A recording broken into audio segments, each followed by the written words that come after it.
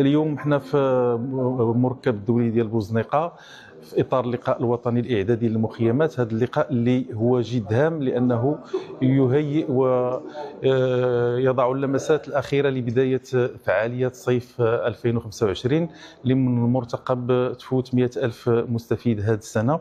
اذا في هذا اللقاء يكونوا معنا كذلك الشركاء ديال البرنامج والشركاء ديال التنشيط في فعاليات البرنامج، وكذلك الاخوان الاطر ديال قطاع الشباب المرابطين في المخيمات، وكذلك الاطر الجمعويه والتابعه للحركه الجمعويه من خلال الجامعه الوطنيه للتخييم.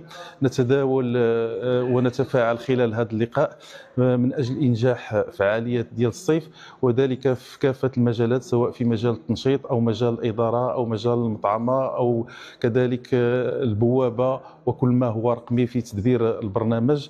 نشكر الاخوان داخل الجامعه الوطنيه للتخييم على التعبئه ديالهم الكبيره وعلى التواجد ديالهم وعلى توفير مجموعه من الدعامات اللوجستيكيه من اجل انجاح هذا اللقاء، وشكرا.